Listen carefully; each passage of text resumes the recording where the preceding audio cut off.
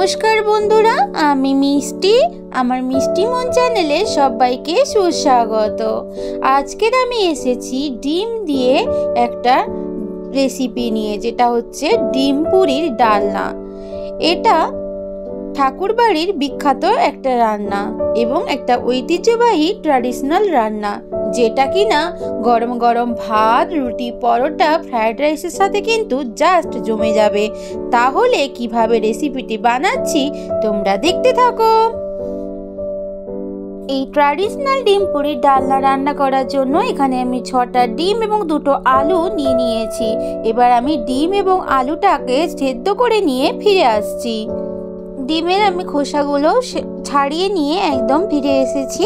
এবারে আমি একটা ছুরি নিয়ে নিয়েছি এবং ডিম থেকে আমি মাঝখানে একটুখানি কেটে নিয়ে ডিমের ভিতরে কুসুমটাকে আমি বের করে দেব। দেখতে পাচ্ছ আমি কিভাবে বের করছি।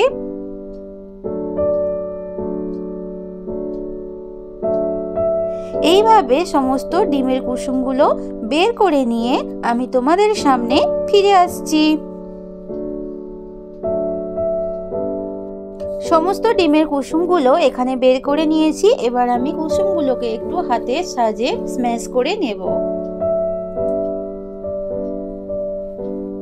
স্ম্যাশ করা হয়ে গেছে। এবারে আমি এর মধ্যে মিশিয়ে দেব কিছুটা কাঁচা লঙ্কা। যে যেমন ঝাল খাবে সে কিন্তু সেই অনুযায়ী দিও। আর আমি দিয়ে দিচ্ছি এখানে পেঁয়াজ কুচি আর স্বাদ মতো লবণ। এবার সব কিছু আমি একসাথে ভালোভাবে মিশিয়ে নিচ্ছি। এবার প্রত্যেকটা ডিমের মধ্যে আমি ডিমের যে কুসুমের পুরটা বানিয়ে রেখেছি ওটা এবার ভরে দেব। যেহেতু এটা আমি ডিম পুরি বানাবো তাই কিন্তু ডিমের মধ্যে পুর আমি দিয়ে দেব। দিয়ে এইভাবে সমস্ত ডিমগুলো পুর ভরে নিয়ে ফিরে আসছি। এবার একটা বাটির মধ্যে 2 চামচ মতো ময়দা, একটু লবণ এবং একটু সামান্য জল নিয়ে আমি একটা ব্যাটার বানিয়ে নিচ্ছি। এবার এই পুর ভরা ডিমগুলো আমি ব্যাটারের মধ্যে ডুবিয়ে নিয়েছি ভালো করে। এদিকে কড়াইতে সর্ষের তেল দিয়ে দিয়েছি। সর্ষের তেলটা গরম হয়ে গেছে। এবারে ব্যাটারে ডোবানো পুর ভরা ডিমগুলো এবার এক এক করে গরম তেলের মধ্যে ছেড়ে দেব। মিডিয়াম টু লোতে এই সময় কিন্তু গ্যাসের আঁচটা রাখতে হবে, না হলে কিন্তু ভেতরটা ভালোভাবে হবে না, বাইরেটা তাড়াতাড়ি পুড়ে যাবে। 6টা ডিম কড়াইয়ের মধ্যে দিয়ে দিয়েছি। এবার গ্যাসের ভলিউমটা মিডিয়াম টু লোতে রেখে আস্তে আস্তে করে ভেজে নেব। পুর ভরা ডিমগুলো একদিকটা ভাজা হয়ে গেছে। এবার অপোজিট দিকটাও ভেজে নিচ্ছি। দুটো দিক ভালোভাবে লাল লাল করে ভেজে নিতে হবে। সমস্ত পুর ভরা ডিমগুলো আমার ভাজা হয়ে গেছে। এবারে আমি এক এক করে তুলে নিচ্ছি। গ্যাসের মধ্যে কড়াই বসিয়ে দিয়ে 1.5 চামচ মতো সর্ষের তেল দিয়ে দিয়েছি। এবারে দিয়ে দিচ্ছি এখানে গোটা গরম মশলা, গোটা জিরে আর শুকনো লঙ্কা ফোড়ন হিসেবে দিয়ে দিলাম। এবার ভালো করে ফোড়নটাকে ভেজে নিতে হবে। ফোড়নটা ভাজা হয়ে গেছে। এবারে দিয়ে দিচ্ছি কুচনো পেঁয়াজ। পেঁয়াজটা এবার ভালো করে ফোড়নের সাথে মিশে নিয়ে ভেজে নিতে হবে। পেঁয়াজটা ভাজা হয়ে গেছে, অনেকটাই নরম হয়ে গেছে। এবারে দিয়ে দিচ্ছি আদা, রসুন এবং কাঁচা লঙ্কার পেস্ট। এবার পেস্টটাকেও ভালো করে তেলের সাথে কষিয়ে নিতে হবে। কাঁচা স্মেলটা আদা রসুনে যতক্ষণ না চলে যায় ততক্ষণ অবধি কিন্তু কষিয়ে নিতে হবে বেশ কিছুক্ষণ ধরে। এতক্ষণ যারা আমার সাথে পুরো রেসিপি জুড়ে আছো তোমাদের সবাইকে অসংখ্য ধন্যবাদ। তোমরা এইভাবে সব সময় আমার পাশে থেকো। আদা রসুন কাঁচা লঙ্কার পেস্টটা একটু কষিয়ে নেওয়ার পরে এখানে দিয়ে দিচ্ছি কুচনো টমেটো আর দিয়ে দিচ্ছি পেঁয়াজের পেস্ট। এবার সমস্ত কিছু একসাথে মিশিয়ে নিয়ে ভালো করে বেশ কিছুক্ষণ ধরে কষিয়ে নেব।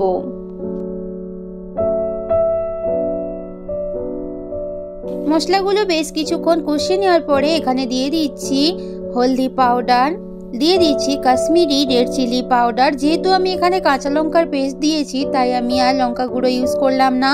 দিয়ে দিচ্ছি জিরা পাউডার আর ধনিয়া পাউডার। তোমরা চাইলে লঙ্কা গুঁড়ো ইউজ করতে পারো, ঝালটা নিজেদের হিসেব মতো দিও। এবার একটু মশলা ধোয়ার জল মিশিয়ে নিলাম। নিয়ে ভালো করে মশলাটাকে এবার কিছুক্ষণ ধরে কষিয়ে নিতে হবে। প্রায় 3 থেকে 4 মিনিট মশলাটাকে কষিয়ে নিতে হবে। মশলাটা ভালোভাবেই কষিয়ে নেওয়া হয়েছে, দেখো প্রায় 3 থেকে 4 মিনিট। ভালোভাবেই জলীয় ভাবটা কিন্তু কমে গেছে। এবারে এখানে দিয়ে দিচ্ছি সেদ্ধ করে রাখা আলু।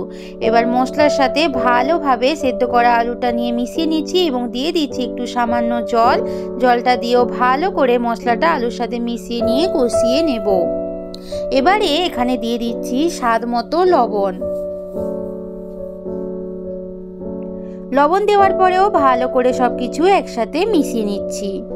আলু মশলার সাথে ভালোভাবেই কষানো হয়ে গেছে।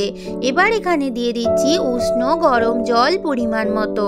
রান্নাটা কিন্তু হবে মাখো মাখো, কিন্তু তাও একটু পরিমাণ মতো জল দিতে হবে, না হলে কিন্তু শোক করে নেবে। ঝোলটা ভালোভাবে ফোটার জন্য ঢাকা দিয়ে রেখেছিলাম। 2 মিনিট ঢাকা দেওয়ার পরে খুলে দিলাম ঢাকাটা। দেখো ভালোভাবে ঝোলটা ফুটে উঠেছে। এবার এখানে দিয়ে দিলাম সামান্য একটু চিনি। চিনিটা অপশনাল, দিতে পারো নাও দিতে পারো। এবারে দিয়ে দিলাম একটু ধনিয়া পাতা কুচি। সব কিছু ভালোভাবে এবার মিশিয়ে নিচ্ছি। এবার এর মধ্যে অ্যাড করে দেব ডিম, যেটা পুর ভরা ডিম আমি ভেজে রেখেছিলাম, ওটা এবার আমি ঝোলের মধ্যে এক এক করে দিয়ে দিলাম। ভালোভাবে সবকিছু কিন্তু ঝোলের সাথে মিশিয়ে দিতে হবে। আমার আজকের এই রেসিপি যদি তোমাদের ভালো লাগে অবশ্যই একটা লাইক করো এবং সুন্দর একটা কমেন্ট করে জানিও তোমাদের কেমন লাগলো। আর যদি বেশি ভালো লাগে নিজের বন্ধুদের মধ্যে আপনজনেদের মধ্যে শেয়ার করে দিও। পুর ভরা ডিমগুলো ভালোভাবেই ঝোলের সাথে মিশে গেছে, দেখতেই পাচ্ছ।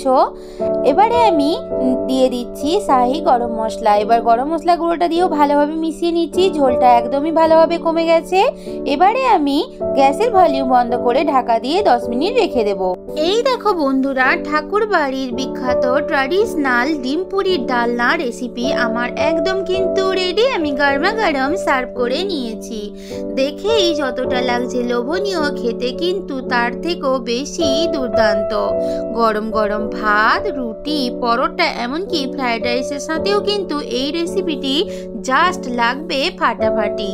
আমার আজকের এই রেসিপি যদি ভালো লাগে অবশ্যই আমার চ্যানেলকে সাবস্ক্রাইব করে আমার পাশে থাকার অনুরোধ রইল।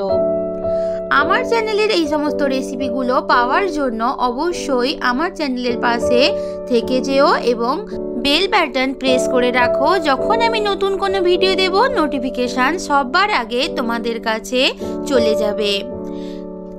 তাহলে বন্ধুরা আজকের মতো তোমাদের থেকে বিদায় নিচ্ছি।